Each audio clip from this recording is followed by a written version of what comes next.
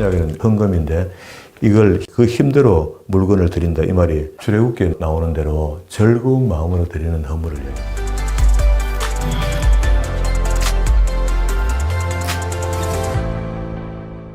오늘도 하나님께서 저와 여러분에게 주시는 말씀은 시편 120편 1절 이하의 말씀을 통하여 시편의 개인 간구시를 번화하심이라는 말씀의 제목으로 하나님의 말씀이 선포될 때에 하나님의 목적, 하나님의 계획, 하나님의 뜻이 잘 들려져서 그 말씀에 순종할 때 주시는 참복을 마음껏 누리시는 저와 여러분 되기를 주의 이름으로 축원합니다.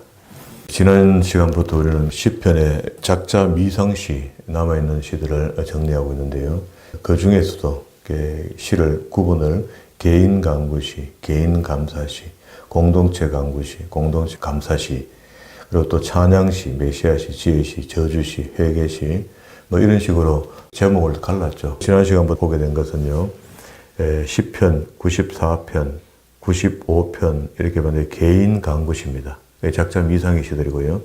오늘 지금 봐야 될 시들도 120편과 125편 개인 간구시인데 이것도 역시 작자 미상시고요. 시간이 되면은 개인 감사시 116편까지 보면은 좋을 것 같습니다. 여기 오늘 방금 우리 읽었던 이야기는 120편부터 134편까지 전부 다 성전의 절기를 지키러 올라갈 때에 불렀던 그런 시들입니다. 그래서 여기 7절에 보면 화평을 원할지라도 내가 말할 때는 저희는 사울이 하는도다. 이걸 갖다가 하나님께 아뢰며 올라가는 거죠. 그러면 매삭에 유하며 5절에 게달의 장막 중에 거하는 것이 내게 화로다 했는데 여기 게달의 후손들은 에서의 후손들이고 그리고 매삭 이렇게 하면은 야벳 생가한가 야벳 이렇게 할 때 그 야벳의 후손들이 매삭의 후손들이 되는 것이고 환난 중에 화평을 강구하는 그런 시입니다. 어렵다는 생각이 있다 그죠? 내가 환난 중에 여호와께 부르셨더니 내게 응답하셨도다. 여호와여 거짓된 입술과 쾌사한 혀에서 내 생명을 건지소서. 우리가 총과 칼로 우리한테 어려움이 오기도 하지만 사람이 내게 하는 말로도 굉장히 어려워지는 수가 있습니다. 혼돈에 빠지는 수가 있습니다. 내 쾌사한 혀여 무엇으로 내게 주며 무엇으로 내게 더할꼬 장사의 날카로운 살과 로뎀나무 숯불이로다. 이게 로뎀나무 숯불이로다 이렇게 했는데 숯불 하는 거 고대의 숯불 이렇게 하면은 죄를 사하는 어떤 의식 속에 지진다는 의미가 있거든요. 그런 것들 내 머리 위에 숯불을 샀는다 이런 말이 있거든요. 그런 말에 준합니다. 죄를 사한다. 125편으로 갑니다.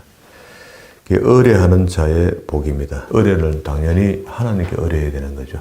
여호와를 의뢰하는 자는 시온산이 요동치 아니하고 영원히 있음과 같도다. 산들이 예루살렘을 두름과 같이 여호와께서 그 백성을 지금부터 영원까지 두르시리로다. 함께 하겠다 이런 말이죠. 악인의 권세가 의인의 업을 미치지 못하리니 이는 의인으로 죄악에 손을 대지 않게 합니다. 그래서 예루살렘 성을 둘러싼 대적들이 감히 하나님의 성산을 넘보지 못할 것을 시인이 노래했던 건데요. 하나님의 성산 이렇게 할 때 예루살렘 성 안에 성전이 있으니까 그게 소중한 겁니다. 성전의 기능은 하나님과 인간이 만나는 거죠. 제사하는 겁니다. 여호와여 선인에게와 마음이 정직한 자에게 선을 행하소서. 악을 떠나야 하나님을 만날 수가 있고 도울 수가 있습니다. 악과 함께 하나님을 만날 수가 없거든요. 물론 우리 죄인된 상태에서 하나님을 만나고 구원을 받죠. 그러니까 우리가 믿게 된 후 죄와 타협하면 절대 안 되도록 되어 있습니다. 이런 걸 그냥 아주 기본적인 이야기인데도 이게 잘 안 돼요. 그죠? 자기의 굽은 길로 치우치는 자를 여호와께서 죄악을 짓는 자와 함께 다니게 하시려다. 이스라엘에게는 평강이 있을지어다. 하고 앞에도 120편 끝에도 나는 화평을 원할지라도 내가 말할 때 저희는 사울이 한다. 이게 하나님이 함께 해야만이 이런 화평도 누리지지 아무리 내가 화평해도 하나님이 허락하지 않으면 화평이 될 수가 없습니다. 그리고 이 125편의 마지막에도 이스라엘에는 화평이 있을지어다. 이게 하나님을 만났다는 것은 우리가 구원받았다는 이야기인데 제대로 만난 것을 이야기하는 거죠. 그래서 예배 가운데 성산에서 바르게 만나는 것.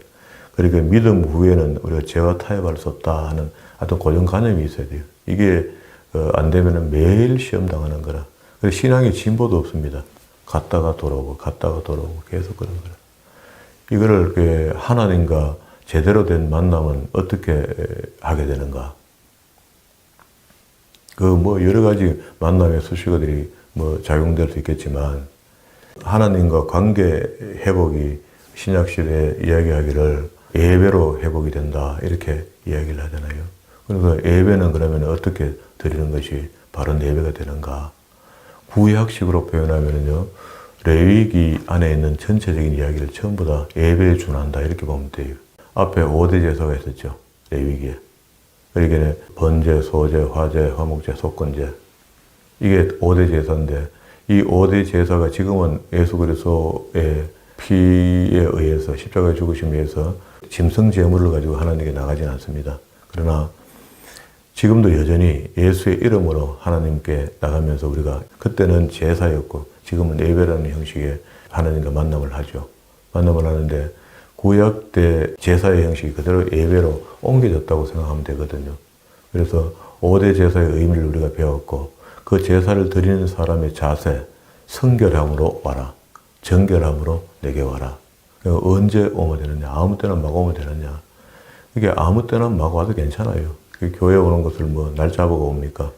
아무 때나 오면 되죠. 오면 되는데 하나님과 우리 사이에 정한 때가 있다는 겁니다. 그래서 우리는 지금 신약시대에서는 예배 시간을 정해놓고 새벽에 5시, 그리고 또 수요일날 7시 반, 그리고 또 주일날은 오전 11시, 오후 2시, 이때 우리가 하나님께 예배하자 우리는 약속을 냈거든요. 그래서 이 약속이 구약의 절기 때의 약속과 같은 의미가 있습니다. 그러면 지금 우리가 주일날 예배 드린다는 게 굉장히 중요하죠. 그리고 또 수요일 예배 드리는 것도 중요하죠. 새벽 예배 정한 시간에 와서 하나님을 경배하는 것 중요합니다. 이게 전부 다 누구를 위해서 하는 겁니까? 예배자 자신을 위해서 하는 겁니다. 교회는 이런 예배 시간을 정해놓고 예배를 집례하고 거기에 참석하는 사람은 그래서 할 수 없이 하니까 내가 간다가 아니고 나를 위해서 예배하는 거죠. 하나님과 나와 관계 속에서. 근데 이걸 잊어버리면 안 됩니다. 그래서 우리가 신약시대는 간단하게 이제 이렇게 예배를 드리지만, 구약에서는요, 레위기 23장에 가면 이제 이야기를 합니다. 한번 살펴봅시다. 예배를 어떻게 드려야 되는지. 물론 우리 레위기 지금 성경 통독을 하고 있잖아요. 주일 오후에. 여기 23장에 보면 이제 절기에 언제 때에 오라는 거라. 그래, 하나님과 만나는 때가 있습니다. 그죠? 예배의 때. 아무 때나 급하면 만나야 되지만, 그래도 정한 것이 있다. 여호와께서 모세에게 일러 가라사대, 이스라엘의 자손에게 고하여 이르라. 너희가 공포하여 성회를 삼을 여호와의 절기는 이렇다. 이렇게 했죠. 성이라는 게 히브리어로 성회, 그러니까 예배에 참석하는 거죠. 하나님 거룩한 예배에 내가 참석할 때, 그걸 보고 여기는 성회라 이렇게 표현했는데, 성 이렇게 하면 히브리어로 코데시, 성결하다, 깨끗하다, 거룩하다, 분리하다, 하나님의 신성 이런 것들 이야기할 때 코데시, 거룩함, 맨 거룩하다는 뜻입니다. 내가 거룩한 너희도 거룩하라. 그리고 또 회, 성회니까요. 회, 소집, 집회. 근데 이 속에요, 뜻이요, 낭독이 들어있습니다. 우리처럼 지금 집회에 오면은 하나님의 말씀을 읽어줘야 돼요. 읽어준다는 것은 읽어주는데 그치는 것이 아니고 읽은 것을 알아들을 수 있도록 설명까지 해준다. 그런 이야기입니다. 뒤에 신명기에 가면은 31장 9절과 13절의 말씀이죠. 거기 보면은 어린 아이들 유치까지 가르쳐서 이해하도록 도와주라는 거거든요. 왜 어떻게 이해한다? 하나님을 경외하기까지 가르쳐라. 이것이 모세 입에서 나온 하나님의 명령이죠.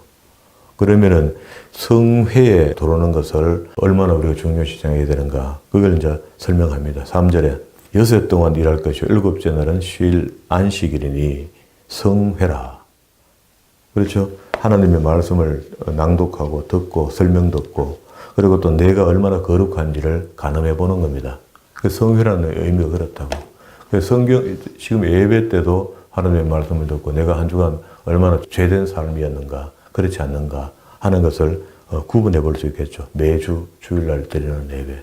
요게 이제 변하여 안식일이 변하여 우리가 주일 예배가 되었습니다. 날짜는 안식일이 원래 토요일이래요. 유대 날짜로 차곡차곡 지금까지 따져내려 그 주전부터 따져 내려오면은 지금이 토요일 날이 안식일이래요. 그러면은 그 안식일을 왜 우리는 주일날 지키노? 하루 다음 날 지키노? 그래서 저녁이 되어 아침이 되니 하루가 지나가거든요. 유대인들은. 그러면 금요일 저녁부터 그리고 토요일 저녁 끝까지 그가 안식일이 되는 겁니다.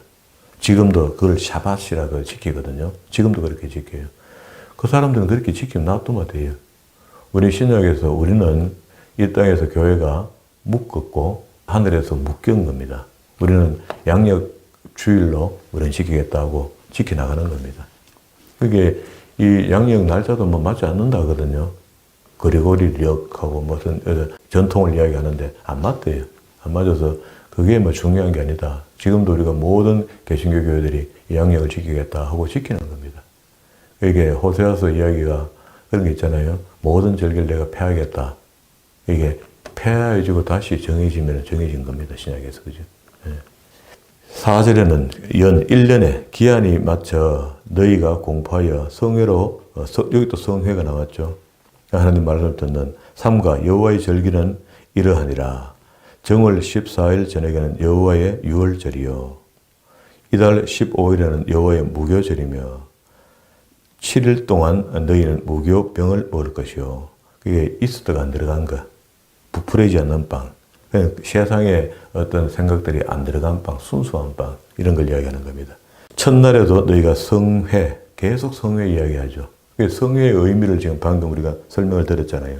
성이라는 것은 코데시, 회, 미크라, 소집, 집회, 낭독 이렇게 했습니다.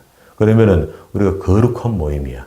오늘도 지금 우리가 주일날 새벽 이렇게 모이는 예배는 전부 다 하나님 앞에 거룩한 예배가 되는데 그 예배 안에서는 하나님의 말씀을 낭독하고 가르친다. 이런 의미가 안에 들어있다는 겁니다. 우리가 지금 이렇게 하는 거죠. 그저 예배, 목사님이 일방적으로 이야기하는 설교 그거 듣고 돌아가자는 이야기 아닙니다.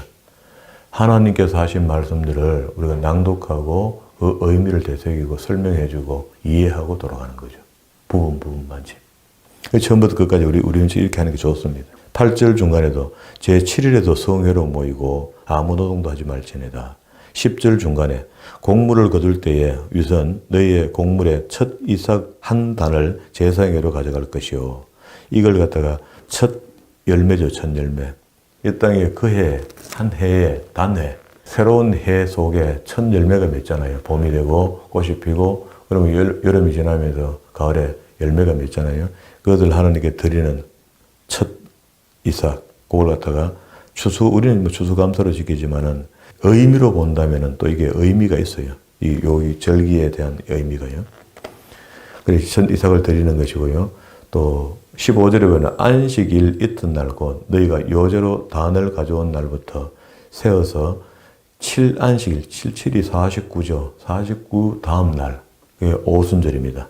제7안식일 이튿날까지 합 50일을 계수하여 새 소제를 여호와께 드리되 이렇게 하면서 7안식일에 대한 이야기를 했고 절기가 그것도 절기입니다. 여기 네 번째고 첫 번째 보세요. 여기 4절부터 기한이 미쳐 1년에 우리가 드려야 될 겁니다. 5절에 1 정한 14일 저녁 6월절이죠. 그리고 6절에 두 번째 이달 15일에는 무교절이니 무교병을 먹을 것이요. 이렇게 하면서 무교절기를 지키는 겁니다. 세 번째는 10절 중간에 곡물을 거둘 때에 위선 곡물의 첫 이삭을 하나님께 드린다. 네 번째 5절에 단을 가져온 날로부터 77이 49 다음 날 50일 되는 날 오늘날로 여기는 오순절입니다. 그리고 24절에 이스라엘 자손에게 고하여 이르라. 7월 곧 그달 1일로 안식일을 삼을지니 이는 나팔을 불어 기념할 날이요. 또 성회를 하죠. 모여서 딴 거 하는 게 아니고 하나님의 말씀을 낭독하고 설명을 듣는 겁니다. 그리고 우리가 얼마나 거룩한 자 앞에 얼마나 거룩하게 살았나를 다시 한번 돌아보는 게 제사가 되는 겁니다. 하나님께 드리는 제사. 그것이 오늘날 우리 예배가 된다 그렇게 했죠. 27절에 7월 11일은 속죄일이니 너희에게 또 성회라. 너희는 스스로 괴롭게 하며 여호와께 화제를 드리고 죄를 용서받는 날이 되는 거죠. 그리고 밑에 34절에 이스라엘 자손에게 고하여 이르라. 7월 15일에 초막절이니 여호와를 위하여 7일 동안 지킬 것이라. 그 뒤에 보세요. 첫날에는 성회가 있을지니 너희가 아무 노동도 하지 말지니 이렇게 하면서 또 성회를 이야기합니다. 그러면은 여기 7가지를 지금 설명했는데요. 7가지 설명했는데 요걸 현대적으로 다 정리를 하면은 6월절, 자 1월 14일 아까 앞에 이야기한 거 정월 14일 5절에 첫 번째, 이걸 신약식으로 표현하면은 그리스도께서 이 예배 성회를 완성시켰잖아요. 자신이 십자가에 못 박혀 죽음으로. 그래서 십자가의 죽으심을 의미합니다. 그래서 무교절 15일 날, 이거는 십자가에 그리스도께서 죽으셨으니까 무덤으로 가죠. 아리마대 요셉 준비했던 무덤으로 간 거죠. 그리고 부활절이죠. 세 번째. 여기 10절에 그죠? 첫 이삭을 드린다 할 때 부활절이 되는데 이건 첫 열매가 되는 겁니다. 하나님께 인류 모든 인간들이 죄 용서함을 받고 그리스도 이름으로 용서를 받고 죽었던 사람이 살아나는 거라. 살아나는 건데 그것이 첫 열매가 예수 그리스도다. 부활. 그리고 7안식일 이렇게 했죠. 아까 오순절이라고 그랬죠. 그러면 이게 성령 강림절이죠. 사도행전 1장 성령의 시대가 열리는 겁니다. 이게 그리스도께서 그걸 예고했죠. 예언을 미리 예언해 놓은 게 있죠. 여기 요한복음 14장과 16장 안에 성령의 임재를 이야기했습니다. 그게 성취가 사도행전에서 일어난 거죠. 그리고 다섯 번째, 나팔절입니다. 이거는 나팔절은 그 아비벌이라고 7월 1일인데 일단은 재림을 이야기하는 겁니다. 그게 우리 마지막 나팔 불 때에 주님 오시는 거죠. 그게 나팔절입니다. 속죄일은 7월 10일이 되는 건데 회개가 되는 것이고 회개는 성회 이렇게 아까 원어를 설명했잖아요. 성이라는 것은 코데시, 거룩, 분리, 신성 이렇게 했으니까 깨끗해진다는 의미가 있죠. 그리고 초막절 7월 15일은 지금도 유대인들은 초막절을 의미하면서 이 초막절이 되면은요 6월절 끝에 초막절이 되면은 그 자기 집 발코니 같은데 뉴욕 시내 살아도요 발코니 같은데 텐트를 치고 그 절기를 지켜요. 그 이스라엘은 당연하고요. 그때 이 성경에 있는 이 절기들을 그대로 지금도 지킨다고. 그런데 우리는 보세요. 신약 시대 그 하나님에게 드리는 예배를 성경에 이렇게 기록한 것을 의미를 그대로 가지고 우리 지금 지키잖아요. 그래서 각 나라마다 약간 변형되긴 됐지만 그 의미를 그대로 지키는데 오늘날 우리 한국 교회 절기 성회는 이렇습니다. 사순절, 종료주일, 고난주간, 성금요일, 이거는 뭐 가톨릭 냄새가 많죠. 성금요일 이런 것들은. 부활절, 오순절, 맥추절, 추수감사절, 대강절, 선탕절. 그러면 이런 절기들을 정해놓고 지키는데 의미를 두고 있는데 여기 지금 우리가 성경적 오늘 방금 우리 절기 23장에 안에 있는 절기를 본 거하고 조금 색깔이 좀 다르다 이런 느낌이 있어요. 우리가 지금 하나님께 예배하면서 이런 사순절, 종료주일, 고난주일, 성금절, 부활절, 오순절, 맥주절, 추수감사절, 대강절, 성탄절 이렇게 하면 전부 다 우리한테 성탄절 감사헌금, 추수감사절 감사헌금, 그리고 맥주절 감사헌금, 부활절 감사헌금, 감사헌금 내는 것 같아요. 그날에. 그것도 맞습니다. 하나님께 예배할 때 예물을 준비하는 건 너무너무 중요합니다. 맞습니다.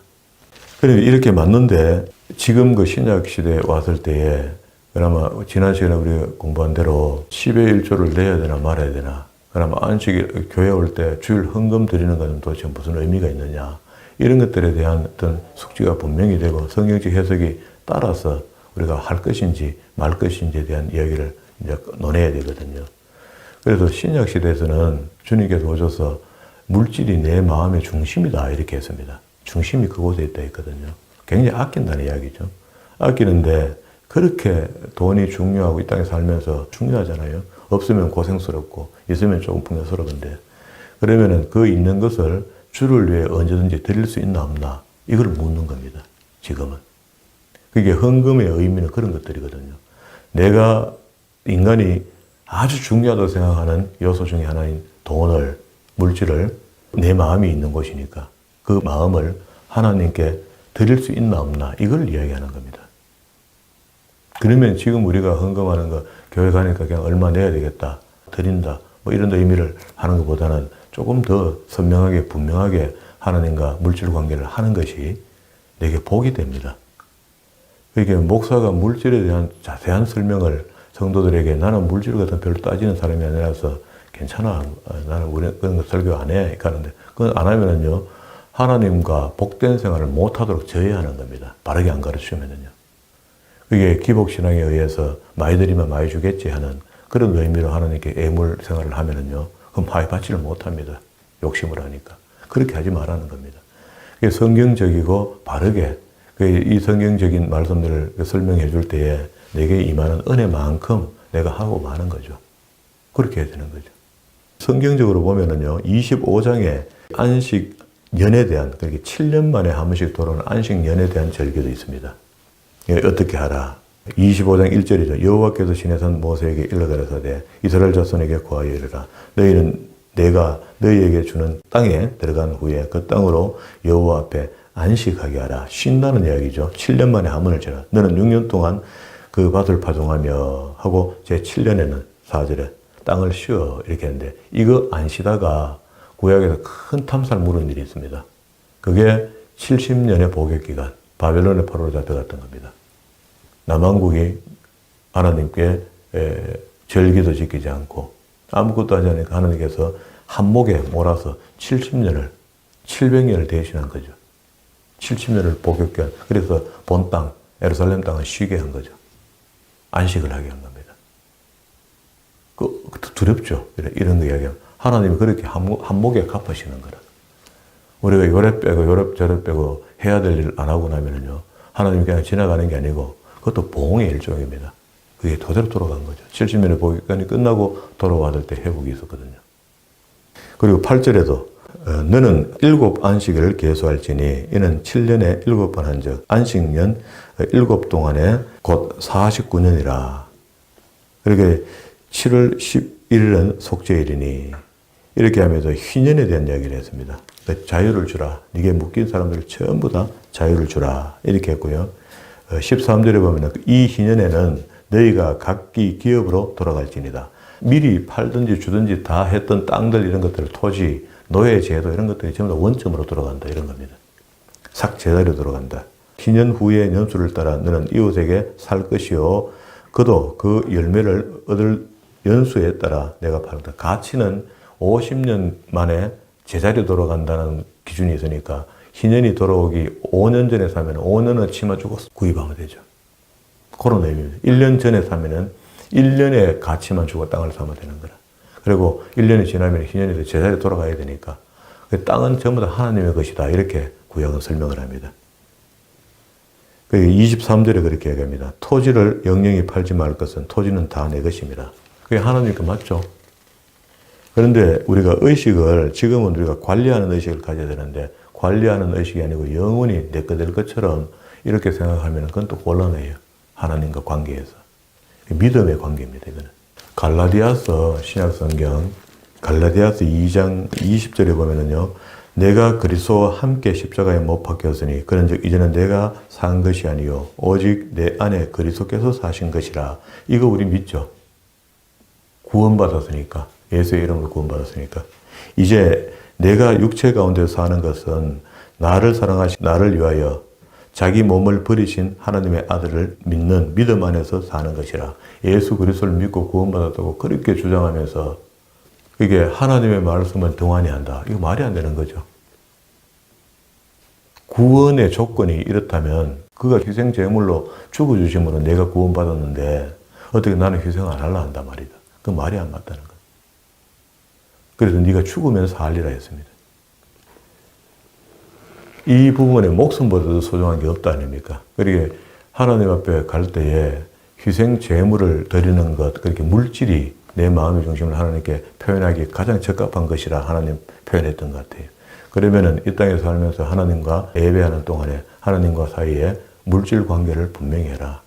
그러면 성경 속에서는 나누라, 주라 이런 것들이 많거든요. 나누고 주지 못하면 전부 다 자기 것이라 생각한다면은 믿음도 없는 겁니다. 예수 그리스도가 네 대신 죽어준 믿음이 혈압이 없는 거죠, 자기한테. 안 믿는 거잖아요, 이거는. 더 중요한 것이 그리스도의 죽으심이고 그가 죽으셨기 때문에 나를 구원하셨다는 것이 믿어지지 않는데 어떻게 온전한 물질 관계가 이루어집니까? 마음 중심을 못 드립니다. 줄 수가 없습니다. 이 레위기에 있는 이 절기를 다시 이게 좀 어렵다고 이해 모세는요, 신명기에서 다시 해석을 해줘요. 출애굽기 20장, 21장, 22장, 23장에 있는 법, 이렇게 20장에 있는 십계명의 확대 해석해 놓은 것을 그걸 전부 다 가지고 다시 신명기에서 4장 44절부터 해석을 해 내려가는데 오늘 우리 읽었던 거 그거는 하나님과 만나는 방법을 설명하다 보니까 절기 때 만난다. 성회에 나가야 된다. 이렇게 했고요. 그 성회에 대한 이야기를 신명기에서도 다시 또 해석하는데 신명기는 아주 쉽게 해석을 해줘요.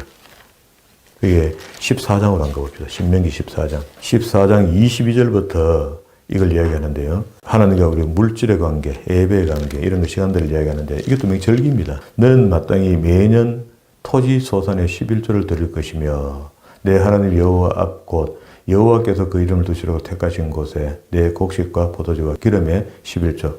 이때는 농경시대니까 매년 1회씩 이렇게 하나님께서 농사를 잘 짓게 한 소출 얼마를 하나님께 구분해 드리는 겁니다. 25절에 그것을 돈으로 바꾸어 돈으로 사서 가지고 내 하나님 여호와 택하신 곳으로 가서 무릇 내 마음에 좋아하는 것을 그 돈으로 사되 우양이나 포도주나 독주 등 무릇 내 마음에 원하는 것을 구하고 거기 내 하나님 여호와 앞에서 너와 내 권속이 함께 먹고 절구하며 내 성읍에 가는 레위인은 너희 중에 분깃이나 기업이 없는 자니 또한 저버리지 말지니라. 매 3년 끝에 그 소산의 10분의 1을 다 내어. 자, 이 11조를 내는데 이 성경은요, 11조를 두 가지 유형으로 이야기합니다. 하나는 우리가 알고 있는 11조 맞아요. 이게 이제 그 구약 당시에는 1년에 한 번씩 내는 건데, 지금 우리가 월 소득을 10의 1을 구분해서 하는 게 드리는 거잖아요. 이렇게 내는 게 맞는데, 뒤에 28절에 보면 매 3년 끝에 구제 11조를 다시 내라 해요. 3년에 한 번씩을 또 11조를 내서 그걸 통째로 전부 다 레위인에게 줘랍니다. 성직자에게 주라. 10분의 1을 다 내어 내 성읍에 저축하여 29절 너의 중에 분깃이나 기업이 없는 레위인과 내 성중에 우가는 자 객과 고아와 가부들로 와서 먹어 배부르게 하라. 그리하면 내 하나님 여호와께서 너의 손으로 하는 범사에 내게 복을 주리라. 우리 기독교 쪽에서 밥퍼하는 그런 거 있잖아요. 음식을 공개하는 그런 거 있잖아요. 섬기는 거. 이런 거는 여기 요정신에서 나오는 겁니다. 어려운 사람들에게 입히고 먹이는 거, 나누는 거죠. 그런데 이걸 유대인들은 의미를 가지겠다 하나님께서 하시기를 1년에 매번 드리는 게 기본이고 그리고 3년에 한 번씩 11조 이미 그 해도 내야 되고요. 11조에 2조를 내는 거죠. 지금 현재 유대인은요, 12에 3조를 합니다. 이 구약의 말씀, 메시아를 안 믿어 그렇지. 구약의 말씀을 연구해서 더 철저히 믿으려고 믿고 있거든요. 그게 나쁘다 할 수 없습니다. 그건. 그게 철저하게 믿는 겁니다. 그런 믿음에다가 메시아가 이미 지난번 2000년에 오신 분이 그분이다라는 걸 깨닫게 되는 날 확실한 신앙으로 돌아오겠죠. 말씀 중심의 신앙으로. 우리 다른 겁니다. 우리는 지금도 여전히 구약의 말씀을 배워서 하나씩 고쳐나가고 있는 중이고. 그리고 15장에 와서 매 7년 끝에 면제하라. 그게 7년, 아까 우리 안식년 이야기죠. 그게 6년 동안 하고 7년 동안. 그거 안 하다가 70년을 한목에 다 몰아가 쉬게 했다. 땅을 쉬게 했다. 그런 말이거든요. 여기 이제 쉽게 설명해. 이걸 읽어보면 이제 체주에게는 어떻게 하라 하는 그런 거 다 이야기해요. 그리고 15장 7절에 가난한 형제가 너와 함께 가거든 가난한 형제에게 내 마음을 강박해 하지 말며 내 손을 움키지 말라. 이게 도와주라는 이야기죠. 우리끼리 돕는 것 말고 믿지 않는 자들이 있어도 만약에 도울 일이 생기면 도우는데 우선순위를 정한다면 믿는 자를 먼저 돕고 믿지 않는 자를 나중에 돕고 순서를 정하면 그래요. 그건 이기적이 아닙니다. 예, 이 구제할 때 어떻게 하라고요? 10절. 너는 반드시 그에게 구제할 것이요. 구제할 때는 아끼는 마음을 품지 말 것이라. 이로 인하여 내 하나님 여호와께서 내 범사에 내 손으로 하는 바 내게 복을 준다. 이거 누굴 위해서 하는 겁니까? 자신을 위해서 하는 겁니다.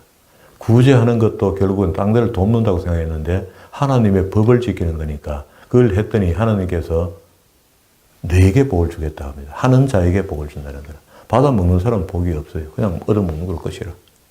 그런데 그 일을 행하는 사람은 말씀에 순종이니까 순종에 대한 복을 얻는다. 그런 이야기입니다. 12절에도 내 동족 히브리인 남자나 히브리인 여자나 내게 팔렸다 하자. 예를 들어서 이야기하는 거죠. 이게 신명기는요, 훨씬 더 자자하게 해석을 붙여줘요. 왜?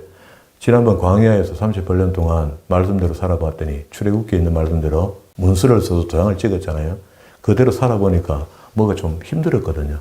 힘든 거에 대해서 모세가 그걸 이해했고 1세대가 다 죽었고 2세대와 3세대에게는 다시 법을 설명해 줄 때 더 자세히 잘 지킬 수 있도록 도와준 겁니다. 오늘 우리 이런 말씀들을 알고 읽고 우리가 적용해서 살면 복이 되겠죠. 그리고 19절에 보세요. 너는 우양에 처음 난 것, 수것을 구별하여 여호와께 드리고. 그러니까 하나님께 드리는 것은 가장 좋은 것, 가장 깨끗하고 가장 성결하고 가장 온전한 것을 하나님께 드린다는 의식이 지금도 이거는 여전히 필요합니다. 하나님께 헌물 드리는 것을 피식피식 드리고 이렇게 하면 안 돼요. 감히 어디다가 피식피식 드립니까? 절대자 하나님이라는 걸 알아야 돼요. 그게 우리가 사랑의 아버지이시긴 하지만 절대자인 것을 잊어버렸구만. 우리 신앙이 방종해집니다. 아무리 손주가 이뻐도요, 할아버지 막 수염을 마음대로 막 뜯고요, 방자하게 하면 그 회초로 갑니다. 그 가는 게 하나님이야. 그런 분이 하나님이야. 이뻐하고 좋아하는데 그 선을 넘으면 못 가도록 하는 겁니다. 그게 하나님입니다. 좋으신 분 맞습니다. 성경에 성격이 그렇게 나타나거든요. 그리고 16장에는 3대 절기, 유월절, 아까 우리 이야기한 겁니다. 1절에 아비벌을 지켜 하나님 여호와 유월절 예식을 행하게 하라. 10절에 77절, 77이 49, 오순절 아까 이야기했죠. 13절에는 후미에 수장하고 포도주 틀에 소주를 수장한 후에 7일 동안 초막절을 지킬 것이며 천국을 묘사한다 그랬습니다. 그리고 16절까지 왔습니다. 너희 중에 모든 남자는 1년에 3차씩 무교절, 77절, 초막절 이렇게 하면 2달 걸려요. 한 50일까지 가야 되니까 오순절까지 가면은. 그렇죠?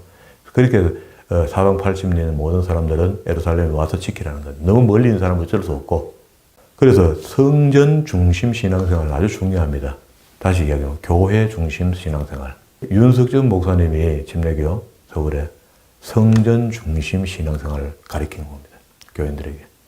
뭐 다 잘했다 뭐했다 이렇게는 할 수 없지만 그 교회가 한 군데 있다가 옮겼어요. 옮기면서 그 주변에 있던 교인들이 전부 다 새 교회에 옮기니까 그런 사상을 가리켜놨기 때문에 성경을 가리켜놓은 거죠. 복 받을 짓을 가리킨 겁니다. 그랬더니 성도들이 전부 다 아파트를 팔고 이사가기 시작했어요. 신도시로. 새 교회에 옮기는 곳으로. 이 주변에 공동화 현상이 생겼대요. 주변에, 그 교회 주변에 아파트에 다 살다가 아파트 좀 팔아버리니까 수천 명이. 대단하죠. 한 지역에 공동화가 생겼다. 순식간에.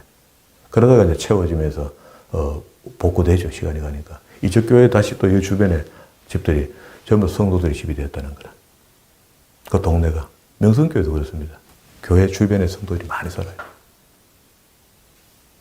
중요합니다.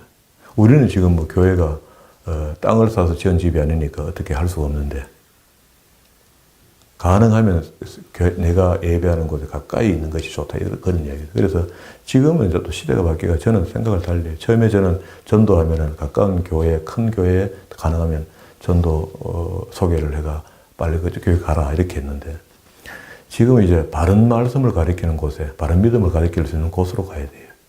차가 있고 아마도 그래서 그런 것 같아요. 멀리 가. 집사님도 그래도 필요에 따라 이렇게 온 거잖아요. 그러니까 그런 것들에 대해서 복잡하게 생각할 거 없습니다, 이제는.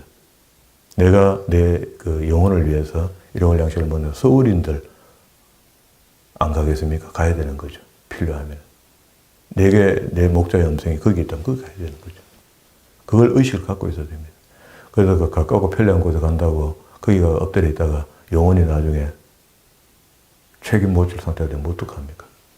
평생을 내서 믿고 엉뚱하게 되면 어떡합니까? 여기까지.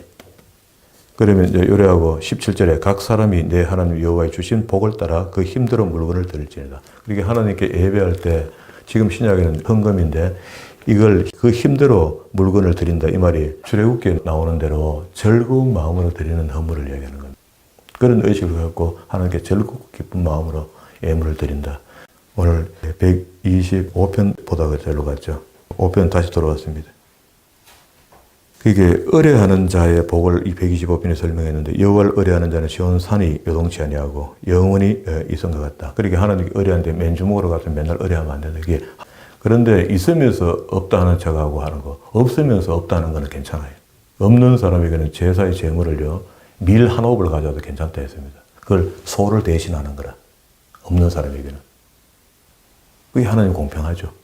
산들이 예루살렘에서 그런 것과 같이 여호와께서 그 백성을 지금부터 영원까지 두르시리로다. 악인의 권세가 의인의 업에 미치지 못하리니 이는 의인으로 죄악에 손을 대지 않게 하려 합니다. 얼마나 좋을까요? 손을 안 대도 다 해결이 되면. 여호와여 선인에게와 마음이 정직한 자에게 선을 행하소서. 당연히 그렇게 하죠. 믿고 난 뒤에 악과 떠난 삶, 자기의 굽은 길로 치우치는 자를 여호와께서 죄악을 짓는 자와 함께 다니게 하시리로다. 예, 이스라엘에게는 평강이 있을지어다. 그렇게 아무리 우리가 이 땅이 죄악된 세상에 살고 있어도 예수 믿는 사람, 바르게 믿는 사람은 구별되어 성회에 참석할 사람으로 사는 겁니다. 성회에. 거룩한, 코데시. 거룩한 사람으로. 그래서 교회에 와서는 딴 거 하려면 안 되고 하나님의 성회니까 회에서 뭘 한대요? 하나님의 말씀을 낭독하고 그 설명을 듣는 겁니다. 그게 신명기 31장 9절과 13절의 말씀에 모세의 유언입니다. 유언.